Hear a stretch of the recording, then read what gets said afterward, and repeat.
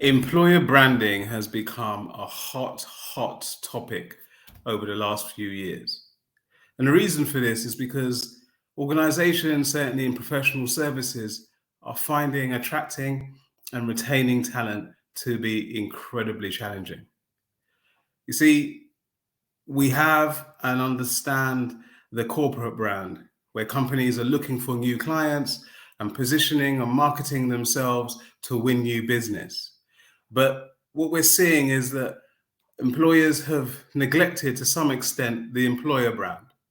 But now organizations are realizing that in order to become that employer of choice, that they need to focus on developing the employer brand. So today I'm going to share with you how you can develop your employer brand in 3 steps. My name is Andre, and on this channel, we help provide guidance to medium-sized organizations that want to attract and retain talent. And we try to provide that guidance in practical ways. So we have developed a framework here, simple framework, and we entitled it the 3 A's. So to develop your employer brand, you need to be asking the right questions, analyzing data, and acting on the data and setting key metrics. So let's dig a little bit deeper. So when we're asking questions, we're asking those questions to employees and past employees. We need to find out how they are feeling about their current role, about management, about the environment, about the workplace culture. We need to get a good understanding as to what they're feeling when they're going through particular experiences. And so it's important that we are able to create the right environment for them to share honestly how they're feeling. You can gather this data by doing surveys, by focus groups, one-to-ones, but it's important that the information is gathered and that you can rely on the data because people have given it freely and openly without reprisal. Once you've asked the questions, you need to then analyze the data. So what are you finding? What are the common themes? Are there new stories that are emerging that you hadn't thought of before? Maybe employees are highlighting fantastic things about your organization that isn't highlighted on your website or in job descriptions. And also, maybe you're seeing that there's a disconnect between values and behavior. Because if that's the case, that, of course, would need to be addressed.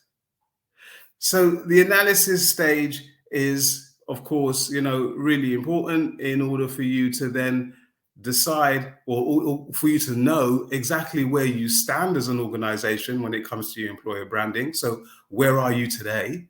And that will then give you an indication as to, well, where do we want to be? And then, of course, you can create the right strategy and plan to get to your desired destination in the future as to how you're going to become that employer of choice. The final stage is to provide feedback, take action, provide feedback to employees so they know that the time they've spent giving you the answers to your questions, that hasn't been a waste of time. They want to know that action will be taken so that things will improve. And of course, it will help them probably commit more to your organization.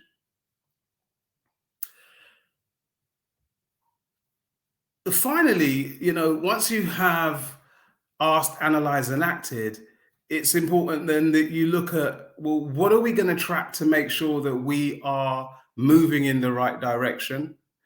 And when you thinking about employer branding, there's a number of different metrics that you can look at depending on what it is that you want to improve.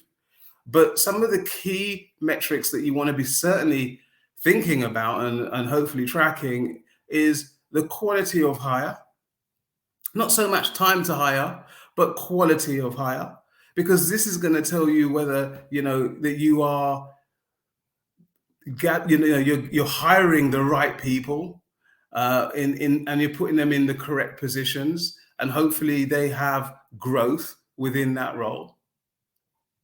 You then want to be looking at your turnover rate and making sure that that is at levels that is sustainable. There's nothing wrong necessarily with turnover, but we want to make sure that it's at the right level. And of course, culture is crucial, because, if you don't, every company has a culture, and if you don't manage it, it will manage itself. So in order to make sure you are managing culture, you need to be asking, analyzing, and acting, getting that circular motion going on with your employees. You're having that, you're taking a pulse of what's happening in your organization and looking at culture. So that's our guidance for today, on how you can improve your employer brand in 3 steps.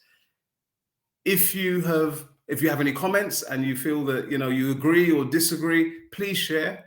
And if you like what you've heard and you would like to have learn more about how you can attract and hire and retain talent, then please subscribe to our channel.